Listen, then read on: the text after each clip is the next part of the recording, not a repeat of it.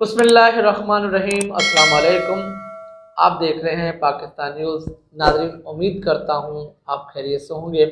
Nadreen, आज इस्लामाबाद में एक बड़ा केस चल रहा है और उसकी क्या तफसीलात हैं। दूसरा, पेशावर हाई कोर्ट से इंट्रा पार्टी जो पाकिस्तान तहरीक इंसाफ के हवाले से जो फैसला महफूज किया गया था, उसकी क्या तफसीलात आपके साथ शेयर करूँगा।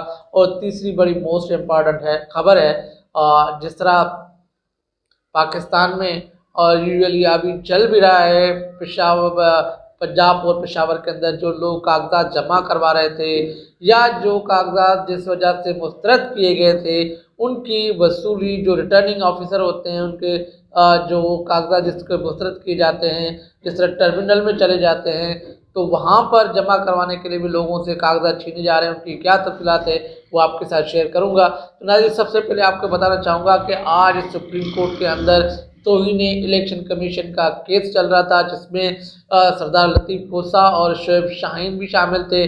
और ये आपने लाइव जो है कवरेज देखी होंगी, जिसमें लतीफ़ खोसा ने अपने दलाइल दिए, शोएब शाहीन ने भी अपने दलाइल दिए। जिस तरह लेवल प्लेइंग फील्ड का एक मामला था और तौहीन इलेक्शन कमीशन था, जिसमें सुप्रीम कोर्ट ने ये कहा था कि सबको, ऑल पार्टीज़ को आप जो है लेवल प्लेइंग फील्ड देंगे और किसी को आप ना रोकेंगे जो कागजात जमा करवाएंगे या जो उसके तायद कुदान तस्दीन कुदान जो है वो उनको भी जो है ना छेड़ा जाएगा, उनको भी ना पकड़ा जाएगा।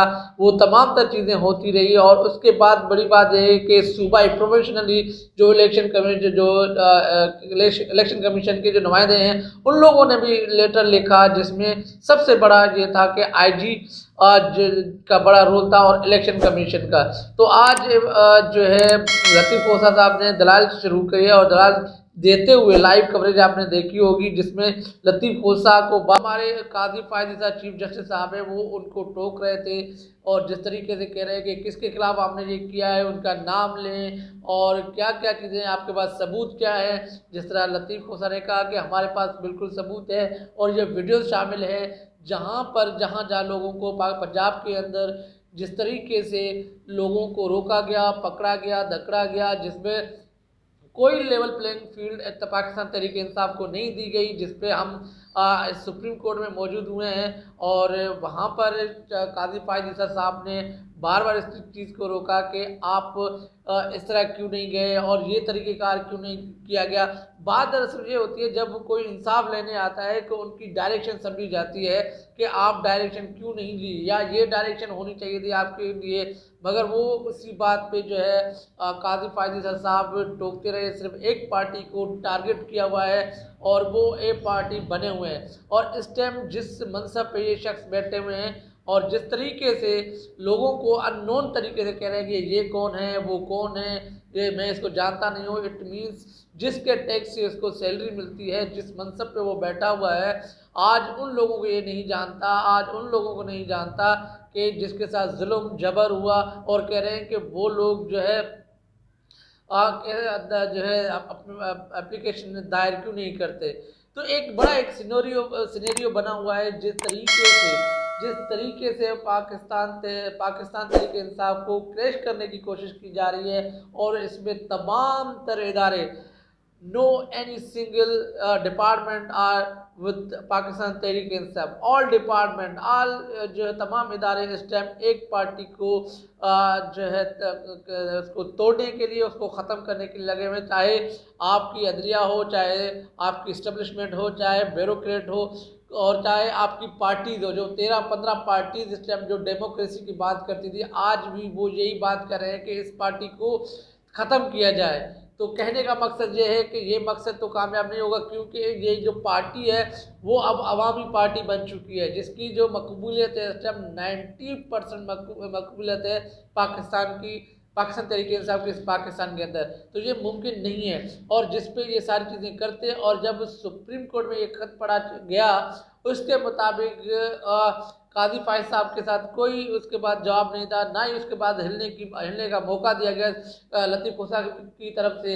फिर उसने इलेक्शन कमीशन और आईजी पंजाब को नोटिस जारी कर दिए। ये सोमवार तक इसको जो है पोस्टपोन किया गया है। सोमवार के दिन जो है इन दोनों को सुप्रीम कोर्ट में पेश किया जाएगा, जिसमें एक बड़ी कामयाबी पाकिस्तान तहरीक इंसाफ की तरफ आई है, क्योंकि ये जो चाह रहे थे आज उस पर अमल हुआ।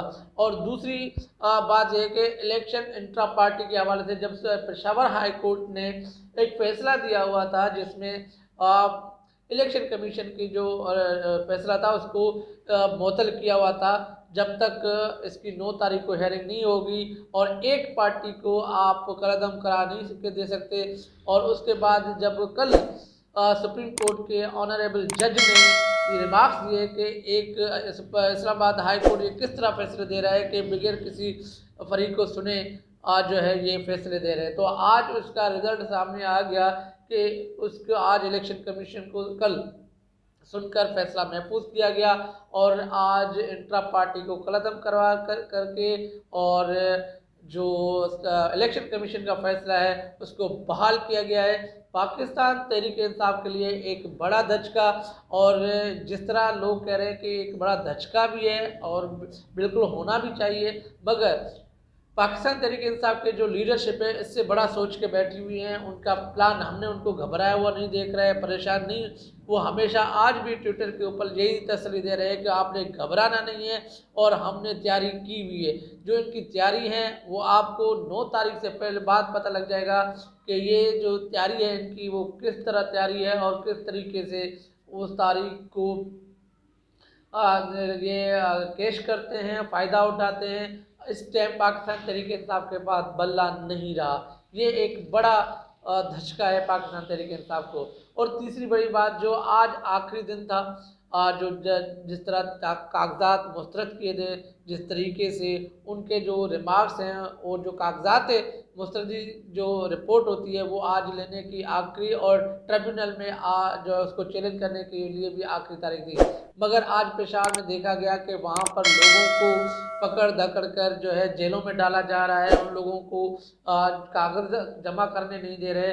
इवन के जो एक बैरिस्टर हैं काजी साहब, आज उसने भी प्रेस कॉन्फ्रेंस की कि हमें जो है जो कागजात मुस्तरदी के वो छीने गए, जिस वजह से कागजात मुस्तरद किए गए, वो डॉक्यूमेंट छीन कर जो है और उसके बाद वो केस भी रिपोर्ट नहीं करने दे रहे, ना उनकी सुनवाई हो रही थी। तो ये वादे क्लियर हो रहा है कि लेवल प्लेइंग तो ख़त्म हो चुका है, सिर्फ जो है मैदान दें तो पाकिस्तान तहरीक इंसाफ फिर भी जीत जाएगी, लेवल प्लेइंग भी ना दें। तो ये इसका मौक़िफ़ है। और आज तमाम तर लोगों के तकरीबन लोगों के कागजात मंजूर भी हुए हैं, कुछ लोगों में गिरफ्तारियाँ हुई हैं। तो पाकिस्तान तहरीक इंसाफ के लिए मेरे हिसाब से, मेरे ख्याल से, और जो सियासत का एक नज़रिया है, जो सियासत में आजकल हो रहा है, उसके मुताबिक पाकिस्तान तहरीक इंसाफ के पास अभी तक कोई ऐसी फ्लक्चुएशन नज़र नहीं आई जिससे उसे रिलीफ मिले। 9 तारीख के बाद पता लग जाएगा कि पाकिस्तान तहरीक इंसाफ किस करवट बैठेगी, आया कि वो अपने आज़ाद जो है कैंडिडेट उतारेगी या किसी सिंबल के साथ उनको उतारेंगे। तो ये बड़ा अहम फैसला है, जो है 10 तारीख तक बड़ा अहम फैसला होगा पाकिस्तान तहरीक इंसाफ के लिए। तो ये तमाम तर डिटेल थी जो आपके साथ शेयर की। अपना ख्याल रखिएगा। अल्लाह हाफिज़।